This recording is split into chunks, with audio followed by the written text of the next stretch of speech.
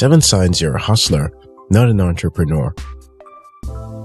2 years after starting his delivery company, Frederick Smith's business was millions of dollars in debt and at the brink of bankruptcy. Investors had rejected his pitch for funding. There was no money to fill the plan for the next delivery, no money to pay employees. All the company had left was $5,000. Left with no other option, the founder did something only true hustler could do. He flew to Las Vegas and gambled with the last $5,000 left for the company.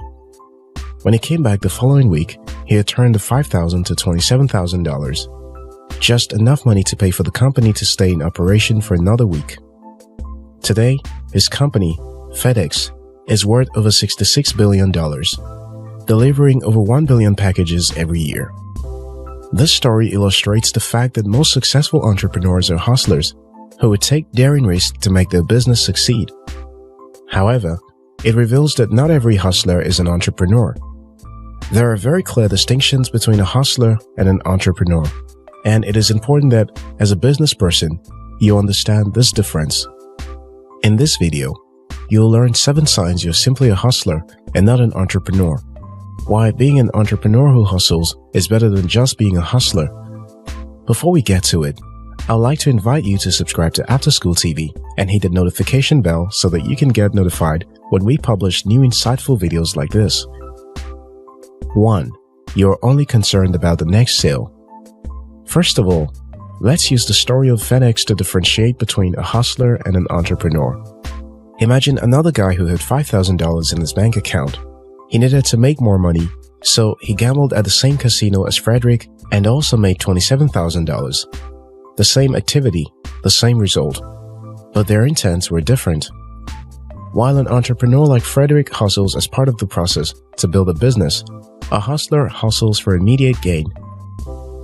Whether it's selling real estate or selling cars, if your intent is focused on the immediate capital gain, you are simply hustling. Making the next sale is what is important to a hustler. Building a system that can work without him is what is important to an entrepreneur. When an entrepreneur is building a startup, he must hustle. But he knows that he must hustle in building his system so he can hire other people to work in the system. This is why the first year of running a business is critical. You will either develop the system, then evolve to becoming an entrepreneur, or you will get stuck as a hustler. 2. Your cash flow is epileptic. Having an epileptic cash flow means that your revenue inflow is unpredictable. One week you make a sale, then nothing happens until the next month or 2, and then it's the next week. In business, cash flow and value appreciation is more important than capital gains. Cash flow ensures long-term sustainability, whereas capital gain is a short-term transaction. Understand this. An entrepreneur can experience epileptic cash flow at the early stage of the business or even during difficult times, as it is normal for businesses to have downtime. But in such cases, an entrepreneur sees the epileptic cash flow as a temporary problem that needs to be fixed instead of seeing it as the way it should be. A few years ago, my company's revenue dropped by about 90% due to some technology upgrade we made. It took us about 18 months to get the business back to where it was in terms of revenue. During that period, I took a side hustle and started importing and selling laptops from UK to maintain cash flow. By the time the business started picking back up, I abandoned the hustle and returned 100% focused on the business. The point here is that entrepreneurs see unpredictable fluctuation in their cash flow as a problem that needs to be fixed and hustle to solve the problem, while a hustler sees it as how things work. 3. Your focus is on yourself. At the root of the hustler-entrepreneur dichotomy is that one focuses on himself, while the other focuses on others. To an entrepreneur, building something that other people can be a part of is more important than chasing after the next quick sale. FedEx founder flew to Las Vegas to hustle so that his workers can go to work and get paid. The other guy went for his own gain. You see, people often talk about starting a business as working for yourself and being your own boss. But in reality, the true entrepreneur is really not working for himself, at least in the short term. He actually works for others, with the faith that in the long term, he will build a system that can work for him. On the other hand, A hustler simply focuses on himself and all he can get today. 4. You are interested in short-term financial goals. You will find a lot of people like this in public local markets. They will apply every gimmick to get you to part with your money. But the value they deliver is way less than the money you pay. They will sell you a fake product as the original and do anything to get the money today without thinking about the consequences tomorrow. Something that clearly illustrates this is the difference between hunting and farming. A hustler is like a hunter who wakes up every morning to go hunt a game. That he killed a game yesterday does not increase the chance of killing another today. Each day is isolated from yesterday's effort. On the other hand, a farmer may have to make a lot of sacrifices today and forgo immediate profit for long-term bountiful harvest. Each day's effort on the farm adds to the overall success of the harvest. A hustler must continue hustling or his income will suffer.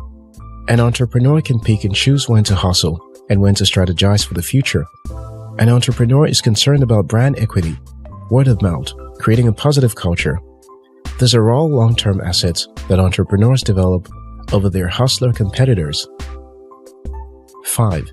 You don't care about your customer. This is the attitude you find on the street. There are even slogans that emphasize the importance of looking out for you or you'll be eaten in the wild. Hustlers believe it's a jungle out there, and there is some truth to that.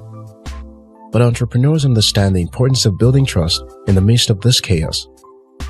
When a customer has a bad experience with an entrepreneur, his business will go out of its way to redeem its image with that customer. But when a hustler screws up an order, he moves on to the next customer, leaving the previous one with a bad experience. For the hustler, the money is more important than the customer, and even more important than the partnership and the team, if he has one. Entrepreneurs understand the importance of building a system that creates brand equity. The hustler is more interested in the bill he has to pay today. It obviously costs more to deliver a good customer experience, but it pays off in the long term. But the hustler doesn't care much about the long term. 6. You are always looking for the next big trend. You probably know people like that. Today, they are selling the new fashion clothes on Jumia. Next, they are selling food on Instagram. Then, they're into modeling.